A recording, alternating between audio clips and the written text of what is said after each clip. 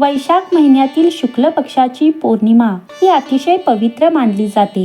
ही पवित्र तिथी वैशाख पौर्णिमा किंवा बुद्ध पौर्णिमा म्हणूनही ओळखली जाते. हिंदू धर्मात हा दिवस भगवान विष्णू व माता लक्ष्मी यांची पूजा तसेच दानधर्म व पुण्य कर्मांसाठी श्रेष्ठ मानला जातो. याच पवित्र दिवशी गौतम बुद्धाचा जन्म देखील झाला व याच दिवशी बुद्धांना ज्ञानप्राप्ती झाली व या दिवशी त्यांनी महापरिनिर्वाण म्हणजेच देहत्यागही केला. अशा या पवित्र वैशाख पौर्णिमेची एक आख्यायिकाही आहे.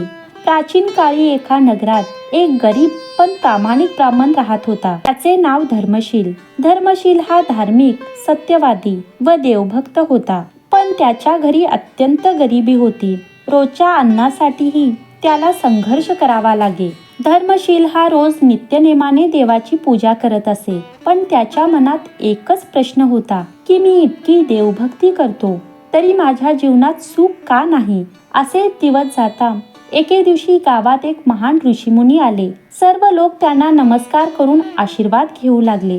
धर्मशीलही त्यांच्या चरणी गेला व विनम्रपणे त्याने ऋषीमुनींना प्रश्न केला, गुरुवर्य, माझ्या जीवनात लहानपणापासूनच दुःख, दारिद्र्य व संकटे आहेत. कृपया यावर मला उपाय सांगा. यावर ऋषींनी ध्यान करून म्हणाले, हे धर्मशील, तू मागील जन्मी एक श्रीमंत व्यक्ती होतास, पण कधी दानधर्म केला नाहीस, कधी असहाय्य व गरिबांना मदत केली नाहीस. त्यामुळेच या जन्मी तुला इतकं दारिद्र्य मिळालं आहे.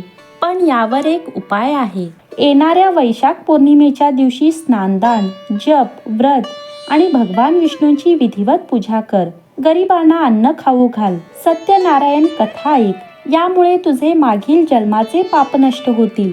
पुढे धर्मशीलाने मनोभावे वैशाख पौर्णिमेचे व्रत सुरू केले. सूर्योदयाला त्याने पवित्र नदीत स्नान केले. स्वच्छ वस्त्र परिधान करून त्याने निर्मळ अंतकरणाने व श्रद्धेने भगवान विष्णू व माता लक्ष्मीची पूजा केली.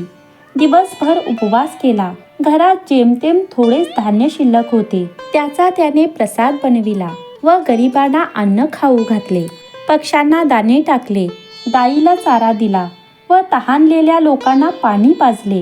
रात्री चंद्राला अर्घ्य देऊन त्याने प्रार्थना केली की हे प्रभू, माझे मन शुद्ध करा. मला धनधान्य नको, पण सद्बुद्धी द्या. या वैशाख पौर्णिमेच्या व्रताच्या प्रभावाने अवघ्या काहीच दिवसात त्याच्या आयुष्यात बदल होऊ लागला.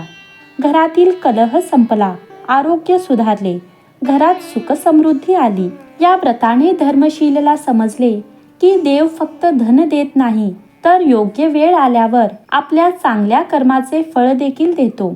अशी ही वैशाख पौर्णिमेची कथा. व्हिडिओ आवडल्यास आपल्या व्हिडिओला लाईक करून चॅनलला सबस्क्राईब नक्की करा.